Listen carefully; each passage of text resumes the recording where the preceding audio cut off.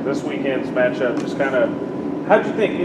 You guys started off quickly, it felt like for the first time all year. Just kind of talk about how'd you think that first quarter went? Well, I sat in during warm-ups and debated the whole pregame about, with the wind the way it was, how to take the coin toss. And I felt like that if we probably would have kicked off with the wind instead of taking the ball, and everybody would have ridiculed me for giving them the ball twice at each half. But it worked out, and I felt like that defensively we came out strong, held them right away, 3 and out, and their offense started clicking. So it was good to get started fast. I think the defense set the tone after the first drive, and I think our offense went 3 and out, and then we came back and we held them 3 and out again, and our offense took off. We played the field position game very well. I thought Aaron Koash punted the ball better than he has all year. He put 2 inside the 10-yard line, which helped us, and they had long fields to go. And felt like that if we gave them 80-plus yards to go, that our defense, we had a chance to stop them. And again, we got field position, and things worked out. You get with the quick kick with Nick Gerber. You said that's in the game plan every week. Is that an arrow, I guess, you have in your quiver? You might especially with the winds. We were going to going into the wind. We're going to be able to kick a field goal, and if we put the field goal unit out there, we figured that they would think it'd be some kind of fake or something going on. So we just left Nick out there. We have practiced that. We practice it every week, and Nick, hit a good punt. It's the best punt he's hit since he's been here through all practices and everything, and rolled out about the 1-yard line. So again, field position played a huge role in that. Your tempo was really fast, and you talked about that being something that you want to focus on. It looked like they were getting better. I mean, each game getting a little better, getting more comfortable with that. You feel like they did a good job with that? I really credit the offensive linemen and how they are able to go find the ball, and they really run and get to the ball to help that no huddle up tempo offense up. So I think it starts with them. Those receivers, if they're just blocking, they can go right back to where they're supposed to be. But what it really affects is if you watch defenses, they're standing up instead of being able to line down, and we don't substitute.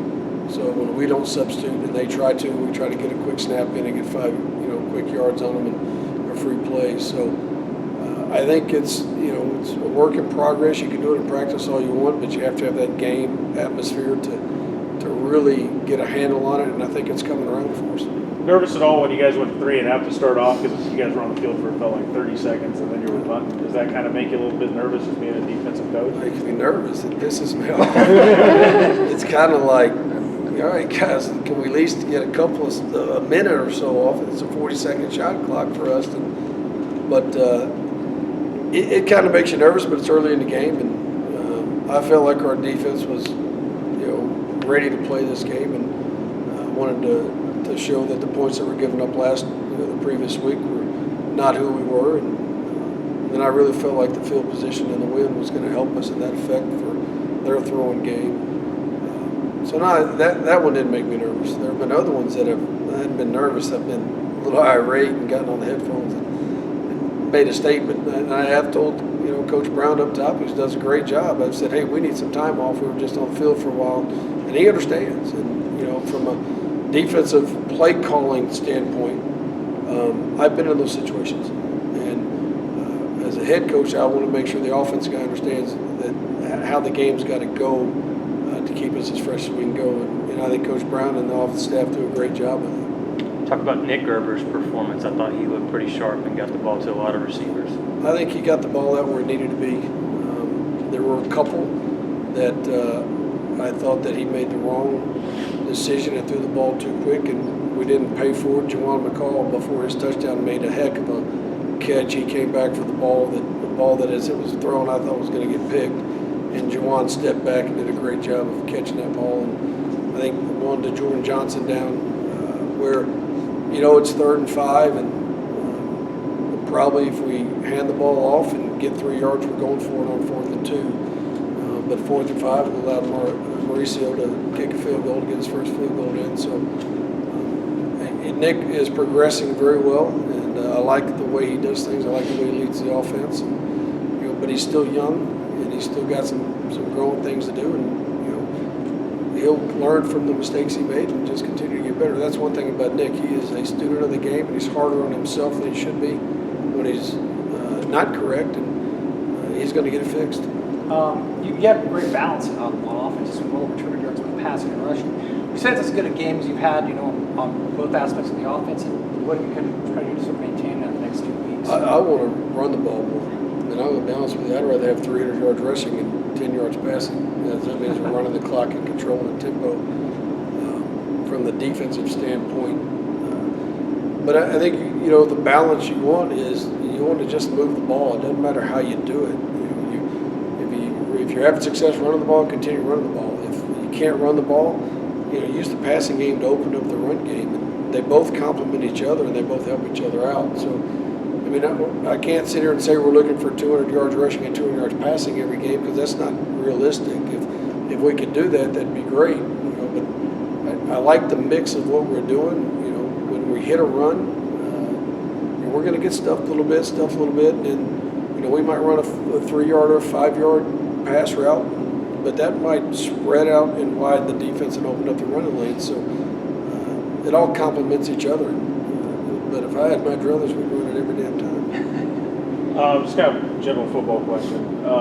Do you have your corners travel with the receivers, or do you have them just stick to one side? We've done both, and I think it depends on who we're playing and how we're playing.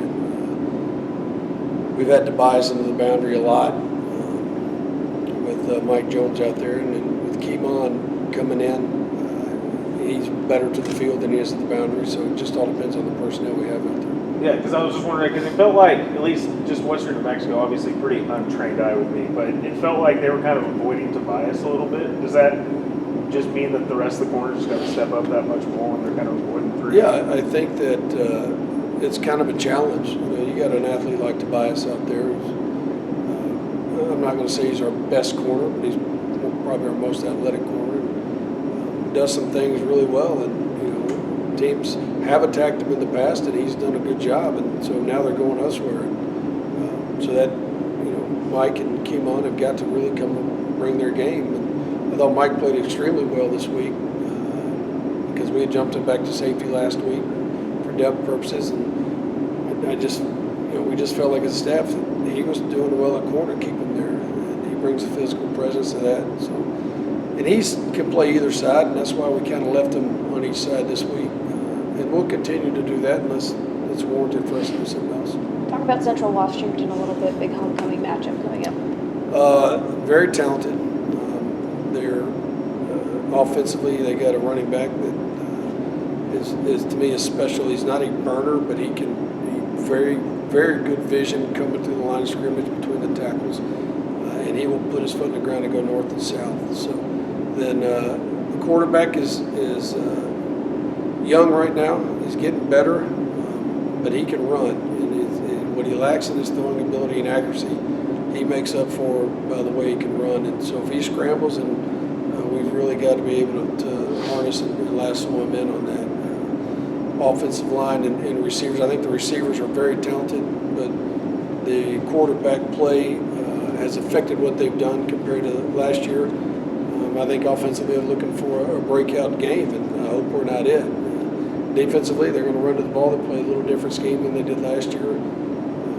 But they're talented, and they're coming from a winning program. And again, 2 years ago, they were the number one seed in the region going to the playoffs. So, the new coach, the offensive line coach took over this year, the coach Shoemaker, and I think he's doing a good job, and their offensive line shows that. So we got our hands full, and last year we went up there and we were able to kind of shock them, opening up there in the stadium, and they're kind of the roles have switched here, and I just sure don't want them to come ruin our. What do you see as an improvement that we need to make this week from last Saturday? We need to get turnovers. We did not have any turnovers last week, and so we lost a turnover battle. You can't do that and be consistently good. So we're working. We started this morning working on turnovers and a turnover circuit to try to get the ball out. But I think that that's the number one thing for us defensively. And the second thing offensively is we can't turn the ball over. I mean, we got lucky in Chase Soika had one knocked out, and Samaje was there, and it was a heck of an effort play to go get the touchdown and recover the fumble. But Juwan had a heck of a game, but he had one miscue, and that was that fumble. And that'll come back to bite you. So we just got to sharpen up things on offense from a turnover standpoint and protect the ball. And on defense, we got to get after the ball a little more. How excited are you for first homecoming in Buffalo City? I'm just excited every time we come in here. I mean, I think the crowd's going to be, hopefully it'll be overflow again like it was the first game. I know our players, when we came down that ramp, there's a different energy to them than it has been the last two road games. And I think that this place is just in its infancy, becoming something special. With the way the crowd is, they're on top of the other team. They're basically on top of us, and you can hear them all the time, and they're very into the game. And it's not just homecoming. I'm excited every time we come out and play in the stadium. This is an awkward time, sort of, because you played 2 conference games already. You've got a non-conference team coming in here for your homecoming. How does that sort of change the way things you prepare? Are you kind of looking at this as like this is the last chance that you can work on a few things before you get into the games and the meat of the schedule that counts really after next week? Every game counts in their Division II, so this is an inter-region game, and there is no what we should have worked on should have been worked on from week 1 to week 2, and tightening up our ship, so to say. But they're all important, and you play one a week, and you want to go 1-0 this week. And bottom line is, that's what we got to do.